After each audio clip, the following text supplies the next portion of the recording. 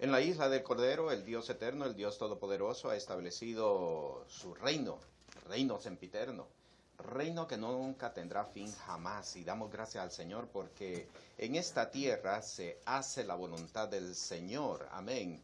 En esta tierra se establece el reino de los cielos. Cuando el Señor Jesucristo le enseñó a sus discípulos acerca de orar, cuando ellos le preguntaron, los discípulos de Juan, oran y enséñanos a orar. El Señor Jesús dijo, vosotros oraréis así: Padre nuestro que estáis en los cielos, santificado sea tu nombre. Y luego añadió, venga tu reino. ¿Venga tu reino a dónde? Venga tu reino a la tierra, a las regiones que nosotros estamos habitando.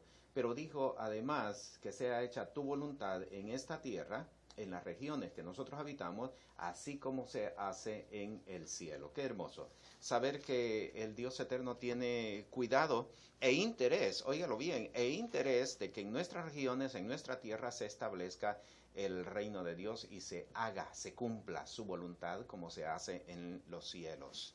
Estamos en ese camino, en ese proceso de saber establecer la voluntad del Señor en esta tierra. Este día yo quiero dedicar el tiempo para hablar acerca de un hecho que sucedió justamente la misma noche que nuestro Señor y Salvador Jesucristo fue entregado, cuando fue apresado en el huerto de Getsemaní. Hay un hecho que ha quedado un tanto como en paréntesis, aunque sabemos que esto existió, pero como que no le hemos prestado la debida atención a ese hecho. Me estoy refiriendo a la negación de Pedro. Y no quiero destacarlo como algo negativo, sino que quiero descubrir a través de este acto cómo nosotros hoy en día podemos librarnos acerca de las artimañas del enemigo. Quisiera este mediodía hablarles acerca del tema desenmarañando al enemigo.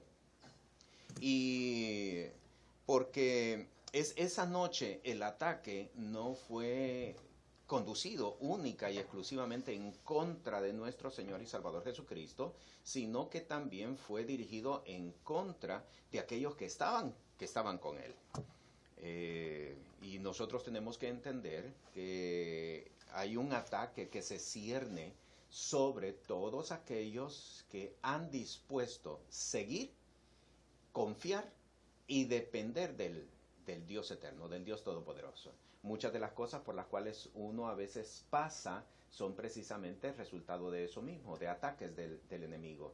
¿Y cómo saberlo? ¿Cómo puedo yo distinguir si esto es una prueba? ¿Cómo puedo yo saber si esto es un ataque del enemigo? Y más aún, ¿cómo puedo enfrentar esta situación? Así es que yo quiero llevarlo en este momento al Evangelio según San Lucas, en el capítulo 22, aquí quiero comenzar, capítulo 22, particularmente en el versículo 31.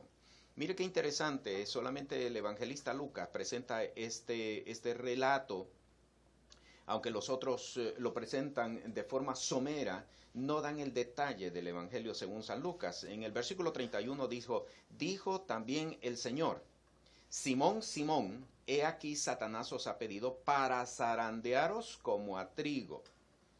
Note lo que dice a continuación el versículo 32, pero yo he rogado por ti que tu fe no falte. Yo he rogado por ti que tu fe no falte. Y esta expresión de nuestro Señor Jesucristo, yo he rogado por ti para que tu fe no falte, en otras palabras lo que le estaba diciendo es: Satanás te pidió a ti para zarandearte. ¿Y sabes qué? Le dieron permiso, le dieron autorización para que te zarandeara. Wow, esto cuando yo estaba leyendo y estudiando acerca de esta palabra, a mí me impactó.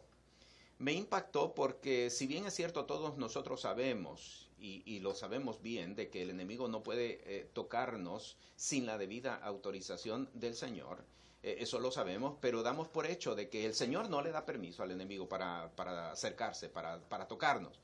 Pero aquí el relato nos está diciendo que hay ocasiones y hay casos y hay personajes particulares a los cuales el Señor le da permiso al enemigo para poder zarandearlo, porque Él le dice, yo he rogado al Padre para que tu fe no falte. Si no le hubieran dado permiso, Jesús le hubiera dicho, no te preocupes, nada va a acontecer, porque Él no tiene la autorización o la autoridad para acercarse a ti, sino que al contrario le está diciendo, yo he rogado a ti, al Padre, para que tu fe no falte. En otras palabras, le estaba diciendo que sí, efectivamente le habían dado el permiso.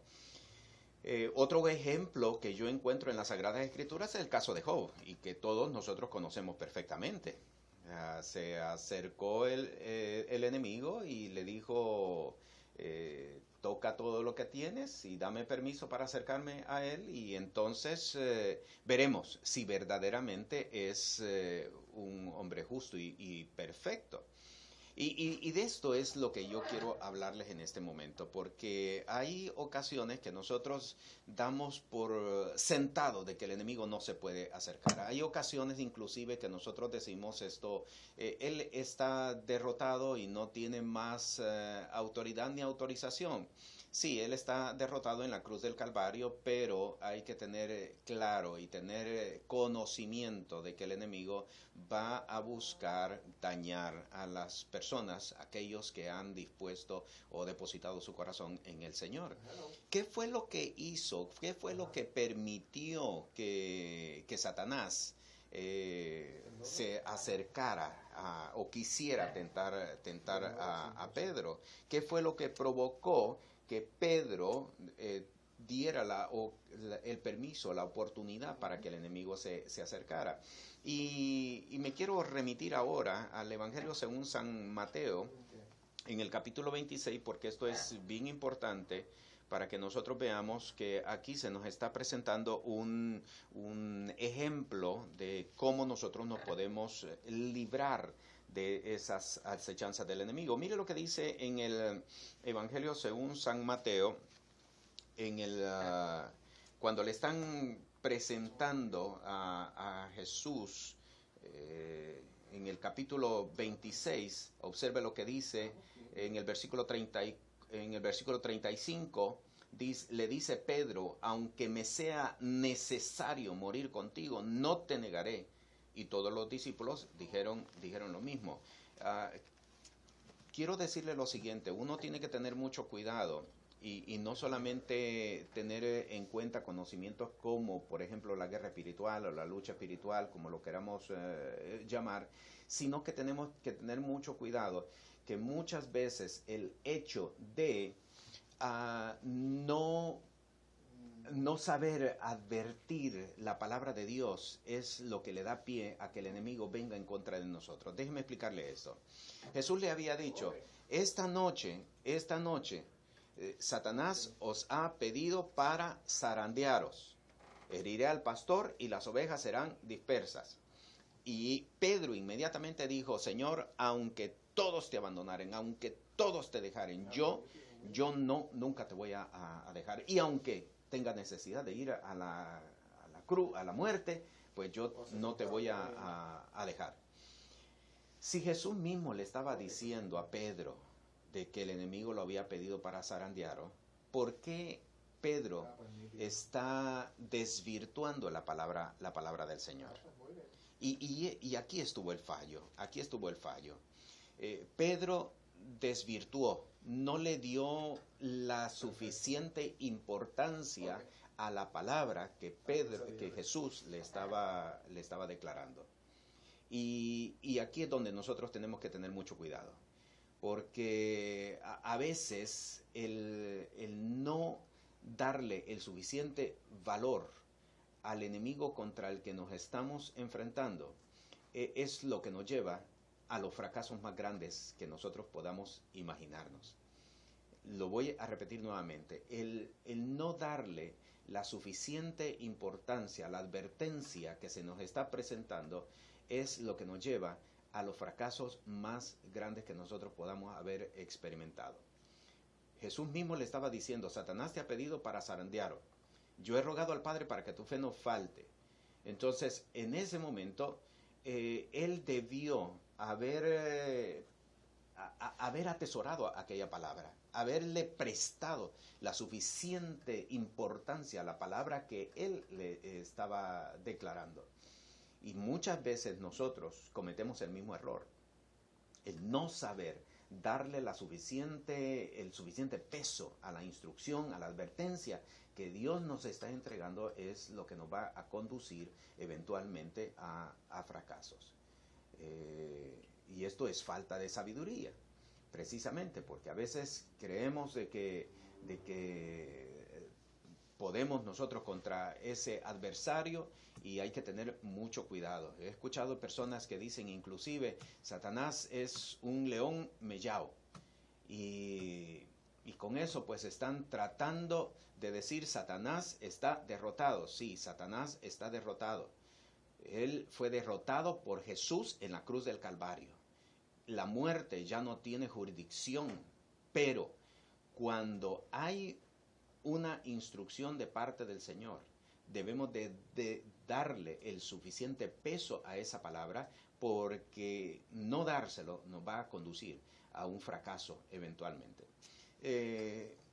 Siguiendo esta misma línea de pensamiento, esa misma noche Jesús salió al Monte de los Olivos y se detuvo en el huerto de Getsemaní. Y dice la Escritura, y esto lo declara particularmente el Evangelio de Lucas, de que Jesús tomó a 3 de sus discípulos. No los tomó a todos, aunque todos estaban en el Monte de los Olivos. Solamente tomó a 3 de ellos, que eran como sus discípulos más cercanos, y tomó a Juan, a Jacobo y a Pedro. Los tomó aparte, porque si usted lee la epístola del apóstol Pablo a los Gálatas, se nos declara que estos 3 personajes eran las columnas de la iglesia, así lo dice en la epístola del apóstol Pablo a los Gálatas. Por lo tanto, Jesús los estaba preparando porque ellos iban a ser particularmente el objeto del ataque del enemigo en más de alguna ocasión. Pero mire qué interesante, lo llevó a ellos y les dijo: orad para que no entréis en tentación. Orad y velad para que no entréis en tentación. Esta palabra se les estaba declarando por lo que minutos atrás le había declarado a Pedro de lo que el enemigo había dispuesto sobre de él. ¿Y qué fue lo que sucedió? Que Jesús vino en 3 ocasiones, no en una sola ocasión, sino que en 3 ocasiones vino a ellos y los encontró durmiendo. Y les dijo: ¿no habéis podido velar conmigo ni siquiera una hora? Y aquí encontramos el otro elemento que permitió que el enemigo pues tuviera ocasión, particularmente en el caso de Pedro. ¿No habéis podido velar conmigo una hora? Velad y orad para que no entréis en tentación, para que las tinieblas no tomen ocasión de tu vida. Lamentablemente tenemos que decir que la ausencia de la oración, la ausencia del clamor, la ausencia de la intercesión va a permitir que las tinieblas se acerquen y se establezcan en nuestros territorios. Quiero repetirlo una vez más. La ausencia de una vida de oración, de una vida de intercesión, de una vida de clamor, va a permitir que las tinieblas se acerquen y se establezcan en nuestros territorios. Si usted va a Salmo 91, que es el favorito del pueblo cristiano, usted va a encontrar allí una declaración bien importante y bien interesante. ¿Cuál? Escudo y adarga es su verdad. ¿Sabe lo que es una adarga? Remítase al tiempo antiguo, al tiempo medieval, que creo que es el que tenemos un poquito más fresco. ¿Recuerda usted a los caballeros que peleaban con un tipo de lanza, arremetían al enemigo con un tipo de lanza? Eso es una adarga. Es una especie de lanza que permite, o mejor dicho, que no permite que el enemigo se acerque. El enemigo se va a acercar hasta donde tu adarga le permita que se acerque. Si hay una adarga larga, pues así de distante será la distancia a la cual el enemigo se acercará. Pero si la adarga es corta, obviamente el enemigo se va a ir acercando. La ausencia de una vida de oración, la ausencia de una vida de intercesión, la ausencia de una vida de clamor es lo que va a permitir que las tinieblas se establezcan en nuestras regiones y vengan a combatirnos. Y eso fue exactamente lo que pasó aquella misma noche. Jesús le había dicho a Pedro, Satanás te ha pedido para zarandearte. Y le dieron permiso, le dieron autorización para que te zarandee. ¿Usted ha visto a una persona que está zarandeando trigo o está zarandeando arroz o zarandeando algún grano que tiene vaina, que tiene una cobertura? ¿Usted ha visto? La mueven con violencia. La mueven con violencia. ¿Para qué? Para que la parte pesada, es decir, el grano se quede en la criba, en el sedazo, y la cáscara o la bellota, con el viento, que es más liviana, pues caiga afuera. Eso es lo que Jesús le estaba diciendo. Satanás lo que te va a poner es sobre una criba, un sedazo, una malla, y te va a zarandear. O sea, no era cosa como para tomarla sin mayor importancia. No te preocupes, yo soy un hombre que tengo una gran fe, una fe mayor que la de Abraham. Hay que tener mucho cuidado con eso. Y Jesús le provee a Pedro esa misma noche las herramientas para que él pueda levantarse en contra del enemigo. Lo lleva aparte y lo lleva para orar y le dice, velad y orad para que no entréis en tentación. ¿Y qué sucedió? Pues no oró. Por lo tanto, Pedro mismo le estaba permitiendo que el enemigo se acercara y se estableciera en su territorio. Otro elemento que quiero señalar es el hecho de Pedro tener una actitud independiente. Mire lo que dijo. Aunque todos te negaren, aunque todos te abandonaren, yo no te voy a dejar, yo no te voy a dejar. Pedro había convivido por espacio de 3 años y medio aproximadamente con 11 de sus compañeros, pero sin embargo, en ese tiempo que debió haber ya desarrollado una conciencia de equipo, un trabajo de equipo, Pedro no la había desarrollado, sino que seguía siendo tan independiente como el primer día que conoció a Jesús. La Biblia dice, y es el apóstol Pablo quien lo menciona, de que nosotros formamos parte de un cuerpo, el cuerpo de Cristo. Y si somos parte, dice el apóstol Pablo, nosotros reímos con los que ríen, nos gozamos con los que se gozan, pero lloramos con los que sufren. ¿Por qué? Porque tiene que haber una conciencia de equipo, una actitud de equipo. Y muchos de nosotros no hemos aprendido a trabajar en equipo. Muchos de nosotros no hemos aprendido a trabajar en coordinación. No hemos aprendido a trabajar en consenso. No hemos aprendido a trabajar en orientación con otras personas. Y esto fue otro elemento que provocó que el enemigo viniera y se acercara a Pedro y se estableciera en su territorio. Y todos nosotros sabemos que fue exactamente lo que sucedió.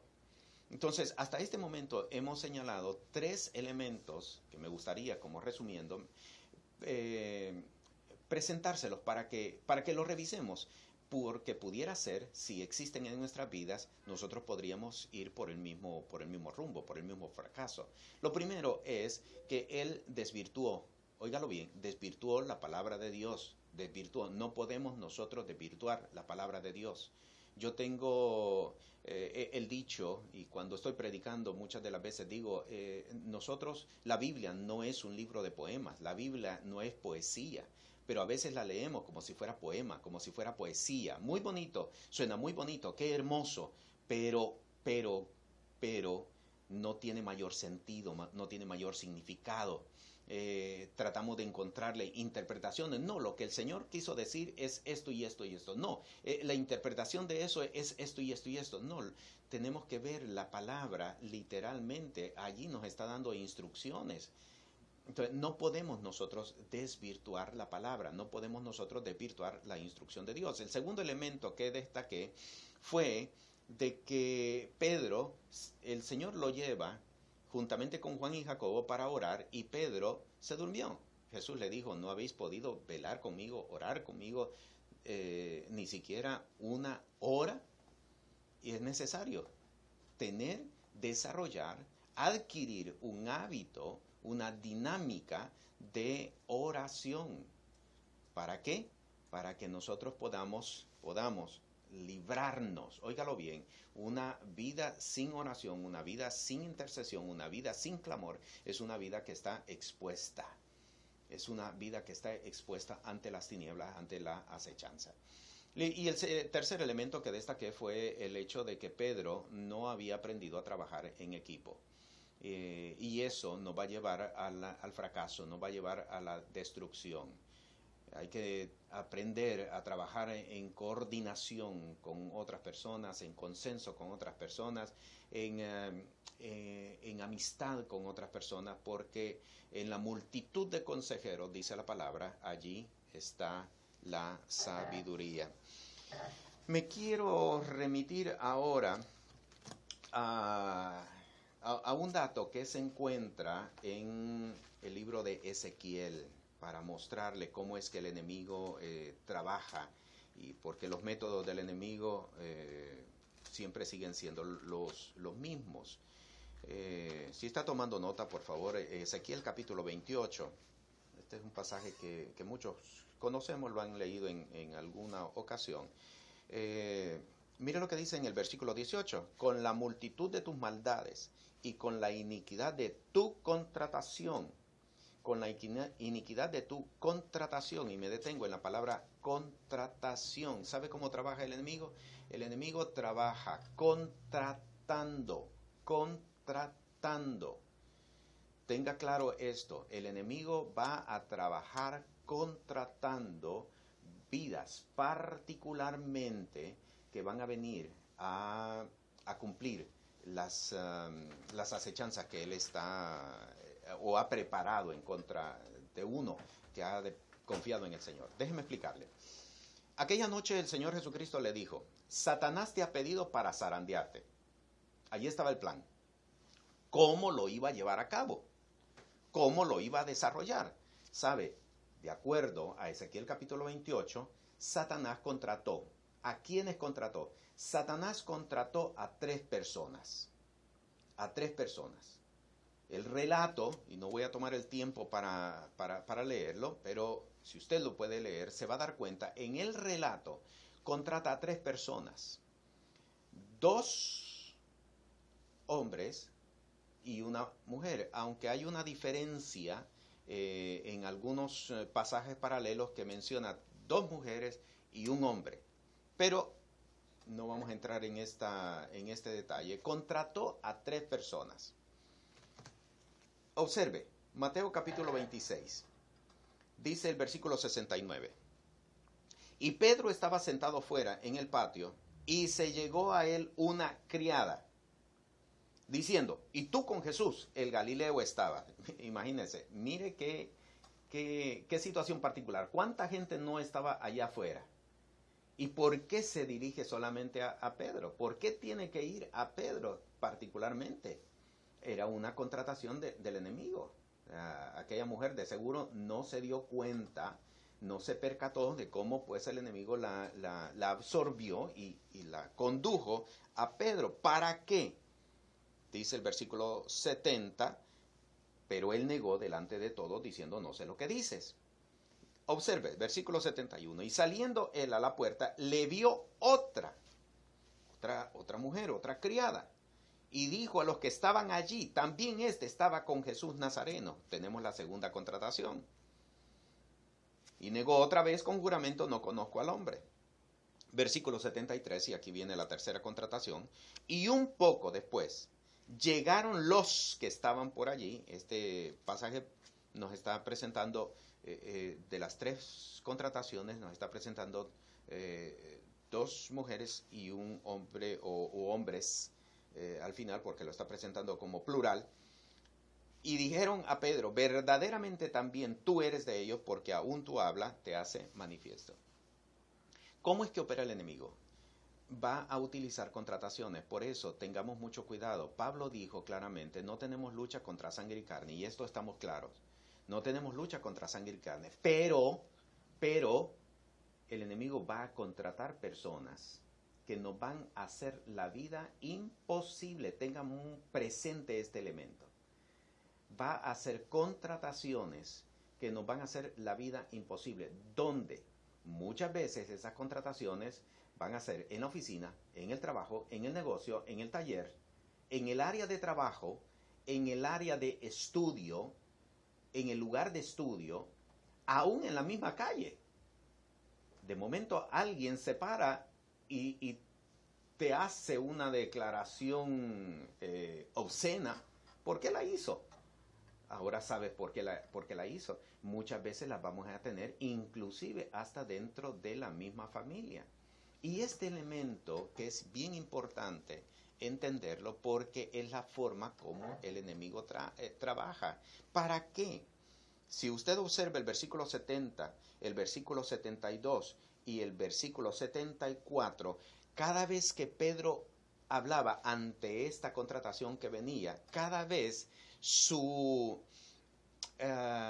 declaración iba en grado mayor, en grado superlativo, hasta que lo llevaron a maldecir. Si usted observa el versículo 70, sencillamente lo negó.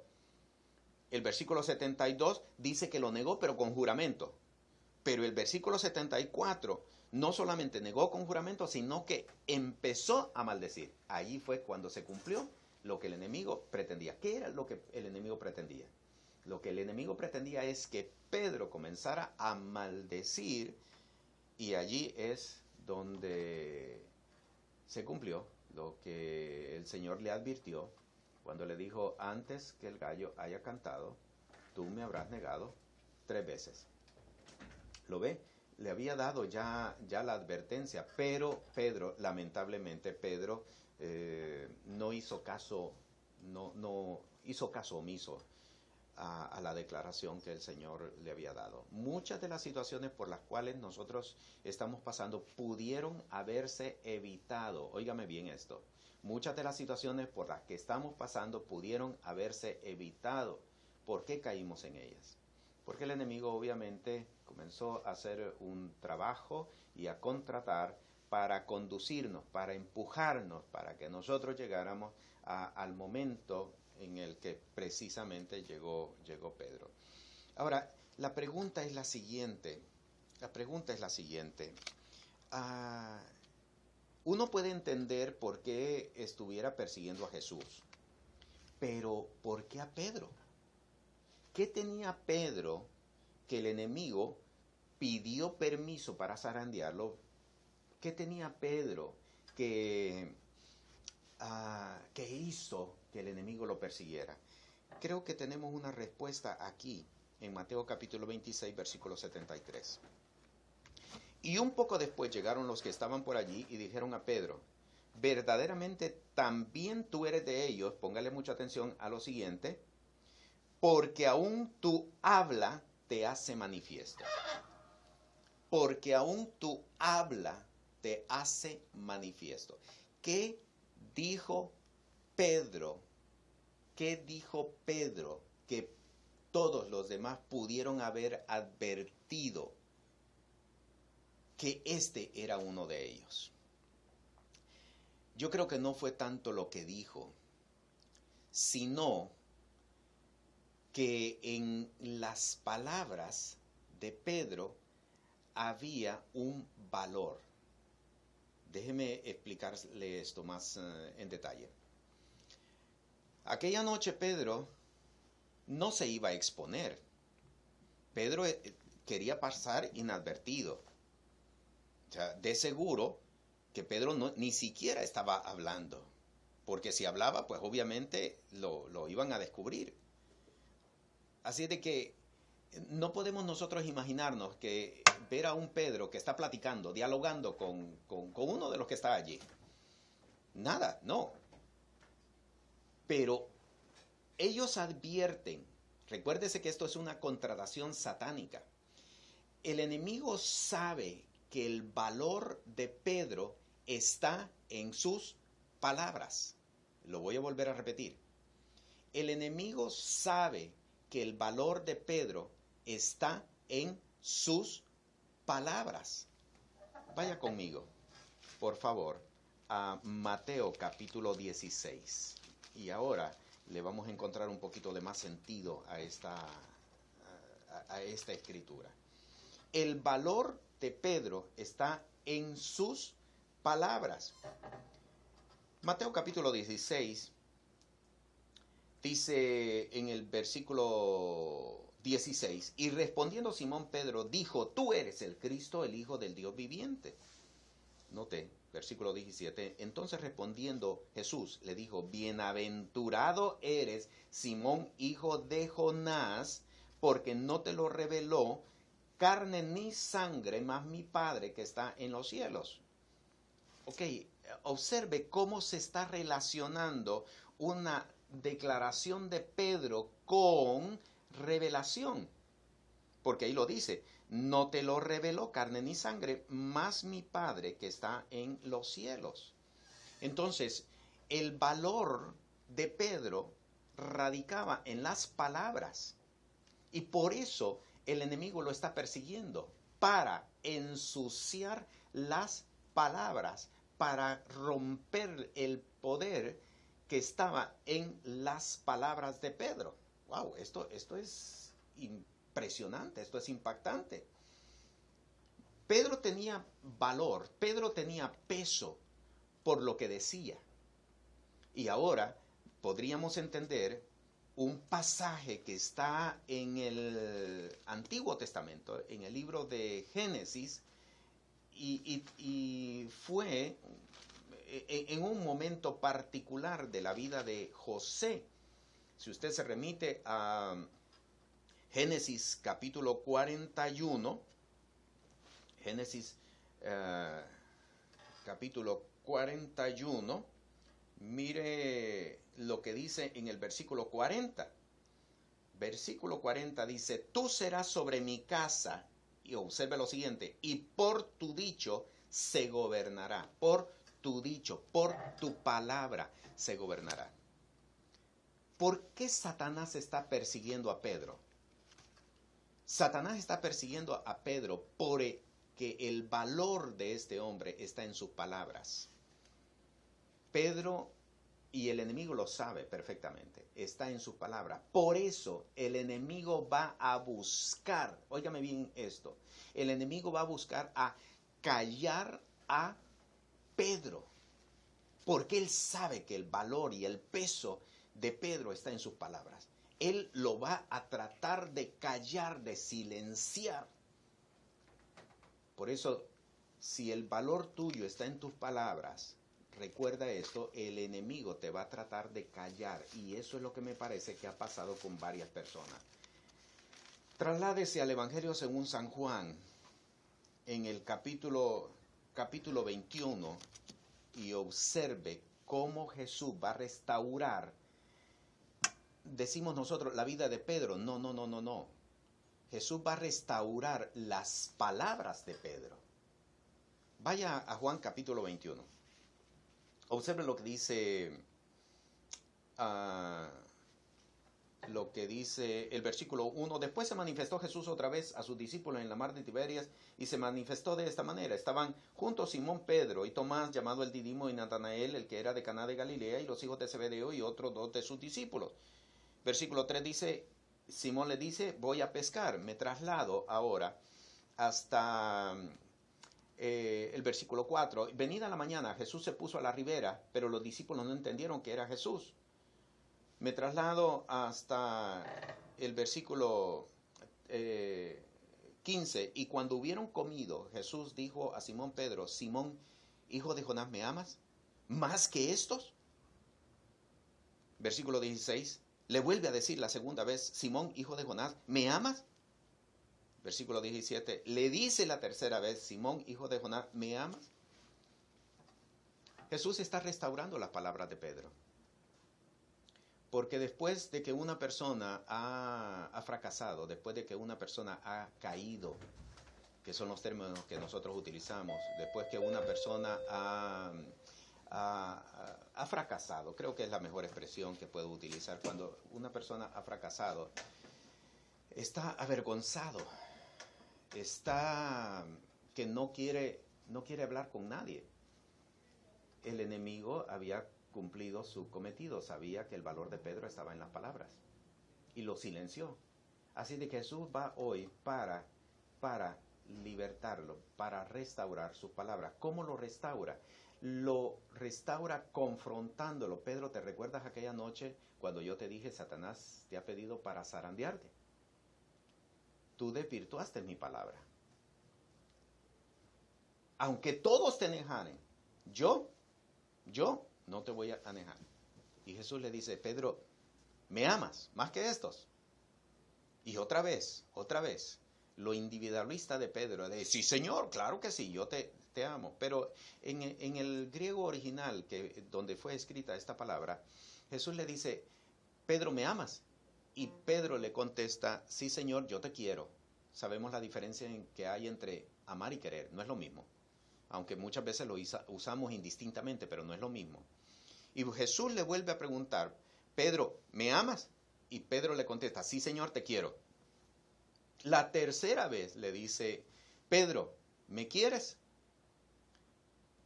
Y Pedro le contesta, le dice, ya entendí, sí, ya entendí, ya sé por dónde vas, sí, Señor, sí, tú sabes todas las cosas.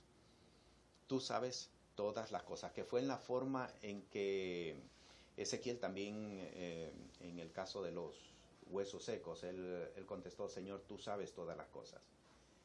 Allí entendió, y allí es cuando Pedro es restaurada de nuevo su palabra, la autoridad de su palabra, allí es restaurada.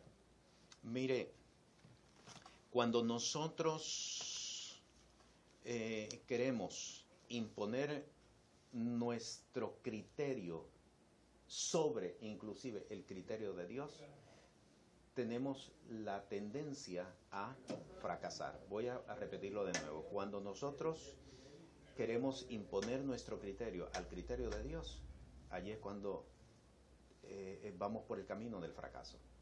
Señor, tú sabes todas las cosas. ¿Por qué, Señor, permitiste esto? ¿Por qué a mí? ¿Por qué hiciste esto? A muchos de nosotros nos hace falta someternos a la soberanía del Dios eterno, del Dios todopoderoso. Y a veces resultamos diciendo en nombre de Dios algo que ni siquiera deberíamos de haber dicho. ¿Por qué? Porque muchas de las veces queremos imponer nuestro propio criterio al criterio de Dios. El valor de Pedro estaba en sus palabras. Y el enemigo lo sabía perfectamente. Por eso, toda la acechanza del enemigo estaba dirigida para enturbiar, para ensuciar, para contaminar las palabras de Pedro, de forma que perdieran el peso y la autoridad que éste tenía. Ahora, ¿por qué hace eso? ¿Por qué hace eso? Estoy ya en los últimos minutos. Déjeme explicarle por qué hace eso. Vaya conmigo al Nuevo Testamento. A la epístola del apóstol Pablo a Tesalonicense, en la segunda epístola del apóstol Pablo a Tesalonicenses. Y aquí quiero leer en el capítulo 2, versículo 7. Mire lo que dice aquí. Porque ya está obrando el misterio de iniquidad, solamente espera hasta que sea quitado de en medio el que ahora impide. Voy a repetirlo. Ya está operando el misterio de iniquidad. Solamente espera hasta que sea quitado de en medio el que ahora impide. No me pierda ese relato, y porque quiero conjugarlo con otro que aparece aquí en Hechos de los Apóstoles. Vaya por favor a Hechos de los Apóstoles, en el capítulo 20. Capítulo 20. Observe lo que dice en el versículo 28, versículo 29 particularmente. Dice, por tanto mirad por vosotros y por todo el rebaño en que el Espíritu Santo os ha puesto por obispos para apacentar la iglesia del Señor, la cual ganó por su sangre. Observe, versículo 29 ahora. Porque yo sé que después de mi partida entrarán en medio de vosotros lobos rapaces. Leámoslo detenidamente. Después de mi partida entrarán en medio de vosotros lobos rapaces. La pregunta aquí es, ¿por qué después de la partida de Pablo?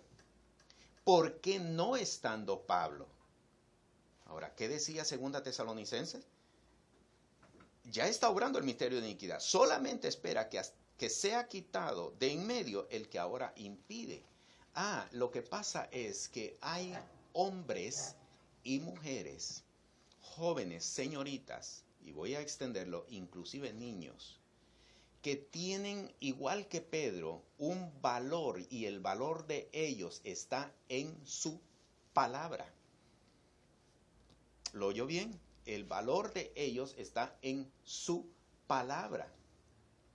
Y que ellos son los que están impidiendo que los lobos rapaces, que las tinieblas, que el reino de las tinieblas, Satanás mismo, se establezca en regiones, en áreas, en lugares. Por eso la forma del enemigo de trabajar va a ser quitar a aquellas personas. ¿Y cómo lo va a hacer? Pues obviamente desvirtuando la palabra de ellos, porque el valor está en las palabras. Lo va a hacer desvirtuando su palabra, quitándolos, callándoles. Les estaré hablando a alguien. De momento,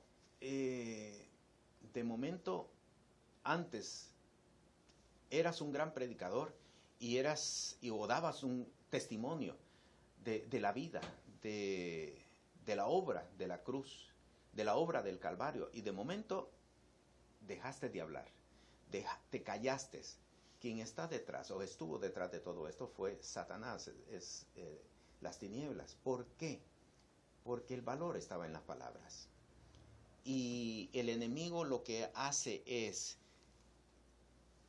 que centra su atención, su ataque, mejor dicho, contra este tipo de personas, particularmente para que media vez quitándolo, entonces es más fácil poderse establecer en esas regiones. Ahora podemos entender por qué en nuestro tiempo hay personas que son quitadas de un púlpito, personas que son quitadas de una iglesia, personas que son acalladas en ciertos lugares. ¿Por qué? Porque detrás de todo eso hay una acechanza del enemigo. Si has notado que en los sitios donde estás, en tu trabajo, en tu área, buscan callarte, tienes que tener cuidado con eso, porque quien está operando detrás de todo esto es el enemigo, porque el valor, el peso está en tus palabras. Amén. Porque el enemigo, quitando a estas personas, va a ser mucho más fácil, óyelo bien, va a ser mucho más fácil establecerse en estos lugares. Ahora, ¿qué es lo que nosotros debemos de hacer? Debemos de hacer 3 cosas. Lo primero, darle valor a la palabra de Dios. Satanás os ha pedido para zarandearos. No, te equivocas, porque eso podría acontecer con mis compañeros, pero conmigo, eso no. No le restes importancia a la palabra, no le restes importancia a la instrucción. Aquí comenzó todo, aquí comenzó la caída. Segundo, Jesús lo lleva y los establece para orar.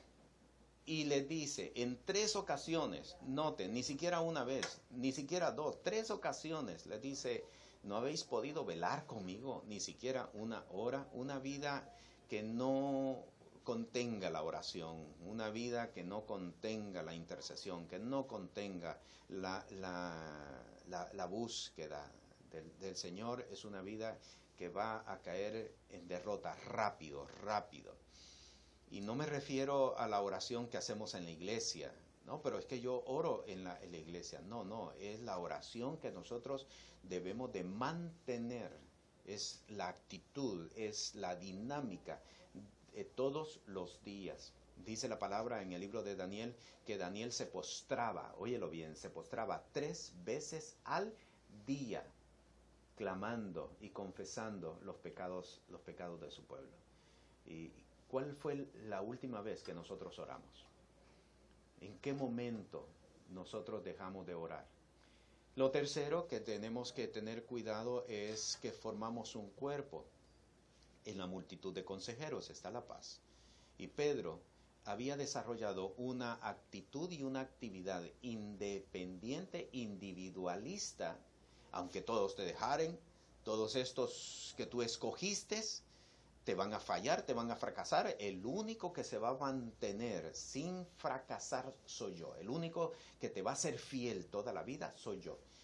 Y fue el primero. Esa misma noche fue el primero. ¿Por qué? Porque el enemigo sabía, en el caso de Pedro, sabía que el peso, el valor de este hombre estaba en sus palabras. Yo te bendigo este día.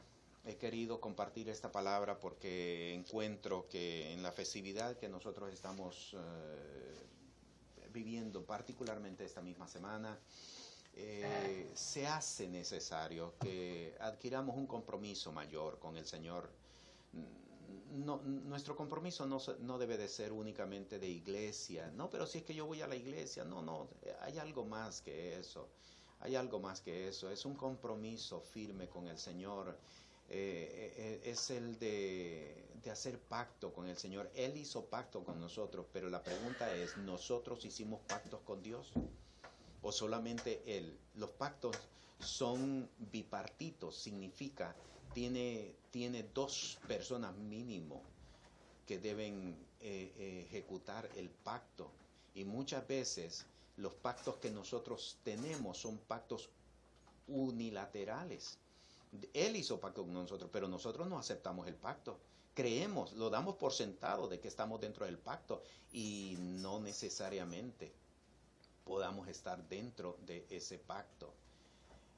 Que este día y esta semana nos sirva a nosotros para poder hacer pactos firmes con el Señor.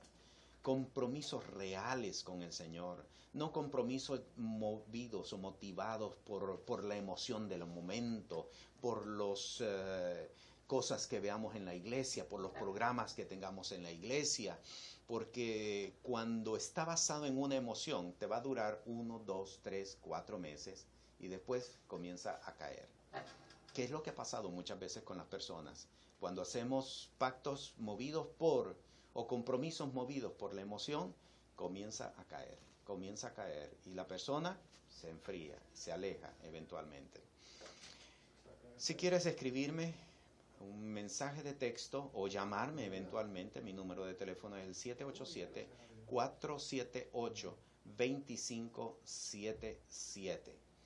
Y esta tarde yo termino de la misma forma como el mismo Señor Jesucristo le dijo a Pedro, yo he rogado al Padre para que tu fe no falte. Que el Dios eterno, el Dios todopoderoso, pueda hacer contigo, darte la fortaleza necesaria y suficiente para que las cosas por las cuales estás pasando o por las que tengas que pasar eventualmente puedas salir adelante en medio de todas ellas. Dios te bendice, la paz y la gracia del Dios eterno, del Dios todopoderoso, contigo. Amén. Este ha sido su programa En los negocios de mi Padre. En los negocios de mi Padre. con el pastor Pedro Montoya. Puede comunicarse con nosotros al 798-8850, 798-8851, 946-8850 o vía correo electrónico sacrafmpr@gmail.com.